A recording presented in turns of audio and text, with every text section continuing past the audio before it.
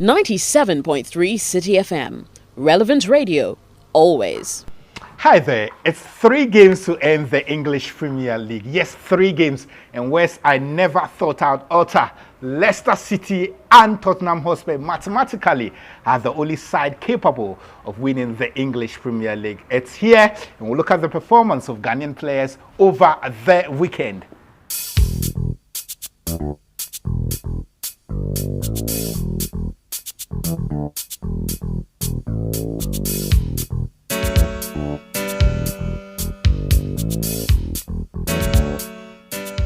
So it's one wonderful weekend where we saw Leicester City beat Swansea City. 2 Ghanaians were in action. Jeffrey Schlupp started his first game since November 2015. And of course, Andre Ayew started for Swansea City, making the cut this weekend. He's a man credited with uniting a very talented yet disjointed Black Stars team qualifying for Ghana's maiden World Cup in 2006. Stephen Leroy Tornado Appiah. Welcome, my brother. Welcome to my house. Thank you, my brother. It's amazing to have you because I know, 1, your time, and 2, you're running a project that has to do with elections and football and uniting the entire Ghana. But let's do football now. I'm sure you've been watching a lot of the Ghanaian players play, especially in England, Italy, and Spain. Your general assertion, your general understanding or impression about players, especially in England, Schlupp, Amate, Ayew, Jordan, and all those players, Baba Rahman. Well, I'm really impressed about our players out there, especially in England. They are really making us proud. I mean, now we have like 5 players in England, and it's very exciting. I mean, every weekend when you turn on your TV, you see, I mean, players that you have played with, and you see Ghanaians performing in the Premier League. I mean, we're really happy to see our boys doing well. Well, over the weekend, talking about happiness, the general pride is that Leicester City have got 3 Ghanaians. That's Joe Dodo, just Jeffrey Schlupp, and Daniel Amate. For Dodo, he hasn't played a lot, but he's Ghanaian also. But Amate and Schlupp, generally, the whole world is talking about Leicester City, but we've got 2 of our own being a part of the story. What do you make of their contribution to Leicester City? Well, I think talking about Schlupp is one of the key players for Leicester City. I mean, saying that because he got injured, he went out for some months, he came back, and they have like 3 games to end the league. And then the coach started him yesterday. That shows how important he is in the team.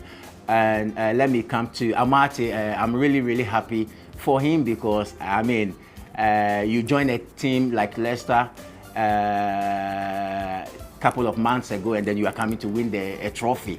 Leicester is not Chelsea, Manchester United, Barcelona that you can say that it's easy that definitely they can win a trophy. This is Leicester. I mean, these things happens in life once in a million, because, you know, we always say that never say never. And I mean, these are some of the things that tells us that in life, yes, never say never. Yeah. Yes, everything is possible. Well, the story of Leicester does threaten determination, passion, and commitment towards what you will.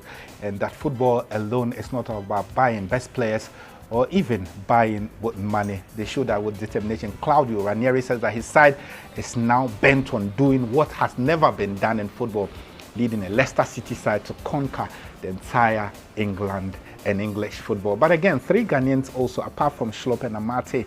There's Baba Rahman, Andre Ayew, and then Jordan Ayew, his younger brother. What do you make of their season? Because it's just 3 games to go. Well, let me talk about Andre Ayew. I mean, we all know his character, how he take game seriously. I mean, the guy was performing when he was playing for Marseille.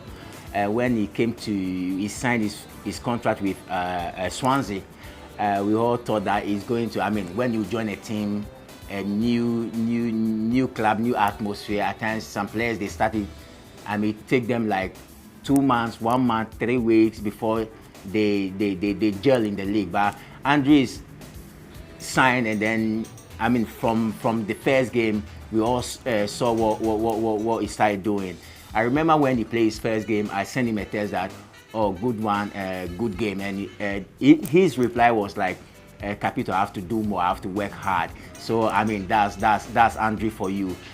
Talking about Jordan Ayew, I mean, it's unfortunate that they're going to relegation.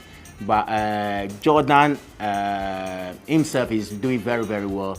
I've been watching some of the games, and I like his performance. I like his confidence, his character on the pitch. At times, I mean, he goes off his way to do certain things, but he's still young, and I think he will learn. He will learn from certain things. As for Baba Rahman, I think, I mean, playing a big team at times is very, very difficult because they have their stars already before you come in. So penetrating to be in the first 11 at times is difficult. But what I would say is he should keep on working hard, and his time will come. Well, there's a big goal also for our skipper Asamoah Gyan in China. Gyan scored his second goal in 2016 for Shanghai SIPG. He wasn't the only scorer. There was also goals for Mubarak Okaso. So these two people, a key part of our national team these days, getting on the score sheet. Gyan Wakaso. Well, I think that we all know that Gyan is a type of striker who, when he gets a chance, he will score. And I mean, scoring there is not a surprise for we Ghanaians or myself. Talking about Wakaso, I saw his goal this morning on TV, and we all know that he has that kind of we call it bomber, that shoot. And I sent him a text this morning, but he hasn't replied. I think that maybe he's tired, still sleeping or still resting, or maybe he's in training. Wakaso, I remember when they started the league, he wasn't playing, and he was very, very worried. I called him and I said, my friend, never mind. I mean, the only thing you have to do is you have to work hard. Even if the coach is not going to feed you, you'll be satisfied because you are not playing, but you are working hard for yourself. I mean, that's me. So with my experience, I try to give him that energy. And I remember he replied, he said, okay, Capito, I will just do that. So this morning I sent him a text that in life, the starting is not the important part. It's the hand. Yeah. The hand is the important part. So he hasn't replied, but I think that he will reply. But as I said, it's really, really a joy seeing, I mean, our people performing outside there. Well, one player that you've actually nurtured and made a footballer these days is Samuel Nkum. He's gone through a rough patch, but he's reviving his career in Turkey. These days, when you monitor the Turkish media, he's about the player. They talk about two of them over there, he and John Boy. What do you make of their season? Well, I've been watching the news, and I have a lot of friends in Turkey. And they do call me at times after the games, and I always ask of Nkum and John Boy, especially Nkum, and they're all saying that, oh, he's a good player, he's a strong player, he's very small, but it's difficult to go over him. And they're all saying that they are sure that he will move to one of the big clubs because they are really, really talking good about him. I mean, Nkum is a player who, when he get a chance, he wanted to prove everybody that he really knows how to play. And I think that now is in Turkey. You can see that he's very, very happy where he is now. Football is not playing a big club and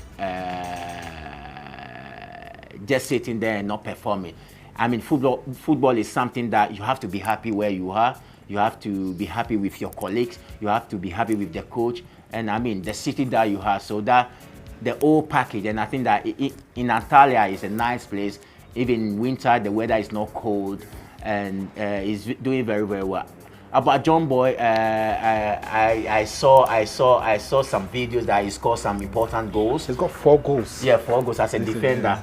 And we know that he too is a hard-working guy, and he's playing a small team. I mean, Sivas is not a big team, but knowing him, I mean, we all started from somewhere to end somewhere. I remember when I was playing for Parma, and the coach came and he said that I have to go to Brescia. I didn't want to go to Brescia, but at the end of the day, I sat down, I talked to myself. I went to Brescia, from Brescia to Juventus. So at times, I mean, yeah, it's like that. So I hope that I will see him in one of the big teams, because I mean, he deserves to play in a big club. We'll see. Two of your friends, before we go, two of your friends, Sule Muntari, Michael Essien. Michael has struggled a bit in Greece. He's been in the news. His house was boggled and all. Muntari continues to play for Al Ittihad in Saudi Arabia.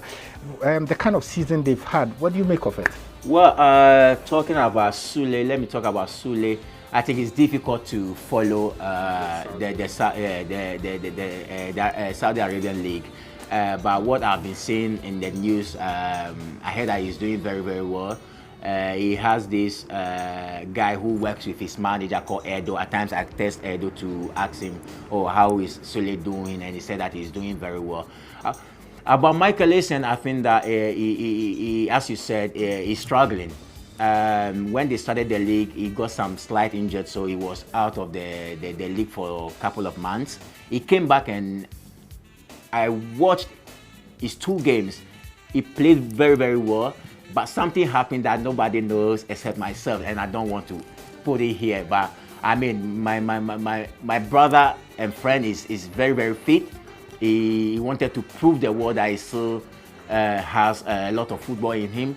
But there's something that it's really the same. Yeah. Anyway, so you've played football to the highest level, played in the Champions League, played in Italy, played in Turkey, and played almost everywhere these days. Now 3 games to go across Europe. Psychologically, players, what goes through their mind, especially those who are fighting for the title and those who are fighting to be safe? I mean, this is the excitement moment. I mean, you're fighting to win the league, so there's the excitement to win the league. And then those who are fighting not to go to relegation, they too, they are the excitement, like, okay, we have to. At this point, everybody is not giving 100%, 120%, because that's the end of the league. And then you have 3 games, you don't want to be relegated, and then you want to win the league. So, I mean, it makes the training, when you go to training, it's like you try to psych each other. Guys, 3 games more to left. Let's do it. So, it's not a sad thing at all. It's an excitement. But the saddest thing is, those who have relegated maybe 7 matches, 8 matches to finish the league, I mean, you go to training and you don't even want to train because you know that you have relegated already. Well, so I'm sure with Tornado Appiah, the conversation never ends. It's very, very exciting catching up with Ghana's former skipper, played at the 2006 World Cup, played at the 2010 World Cup, and one of the highly respected players in world football. But we've got to draw the curtains on today's edition. I'm very, very grateful for your time, Mr. Thank Tornado. you, my brother Rahman. Very, very grateful to have and you. I'm waiting for my meat. I'm sure we can do this over and over again. Up until next week, this has been The Tracker.